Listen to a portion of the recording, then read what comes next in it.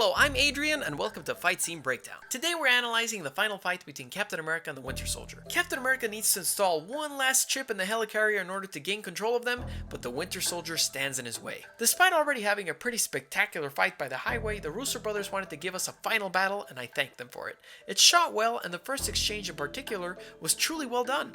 Since we're dealing with two fighters who have respective weapons, the obvious fact is that they're going to use said weapons, so the choreography has to reflect that, and in this case, the quick editing actually helps sell the gradual confrontation.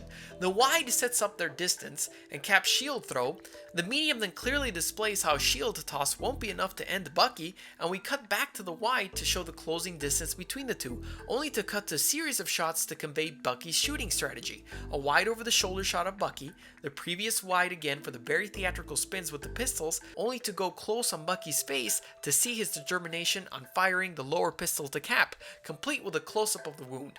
But he charges in a bit too quickly and receives a shield bash, shown in an overhead shot to see Bucky fly back. The fight choreography is pretty cool stuff after the gun exchange. We get some kicks, the spectacular shot of the arm awesomely rearranging itself to deliver more strength, great shield blocks, and a very emotional final exchange where Cap refuses to fight his best friend. But the part I really want to highlight is the incredible ground game on display by Captain America nearing the end of the sequence. The fight turns into a mad chase for the chip to control the helicarriers, and after Cap is stabbed by Bucky, it looks like the Winter Soldier will finally get control of the chip. So Cap rushes in and immediately puts Bucky in a one-armed chokehold, making good use of his super soldier serum.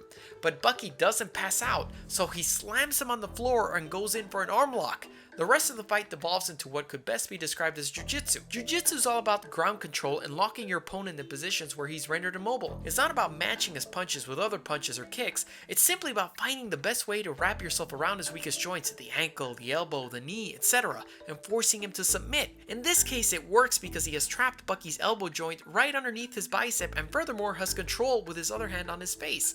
All he needs is a little pressure to yank and he'll break the arm. He thus implores that Bucky drop the chip, but he refuses to do so, desperately trying to grab it with his free arm. So since Bucky does not yield to Cap's mighty shield, he breaks his arm. Despite his broken arm, Bucky refuses to submit, but he puts himself into a rear naked choke, the absolute worst position you can be in a fight as you are essentially helpless. Ideally, Cap would want his left hand behind Bucky's head to go in for a full lock, but since this isn't the case, Bucky pulls at his fist with his metal arm, but in a brilliant move, instead of trying to fight it, he lets Bucky pull with all his strength and manages to lock in his extended arm with his leg. Since Cap has locked in his arm and is restricting all blood flow to his head, Bucky passes out, finally releasing the chip.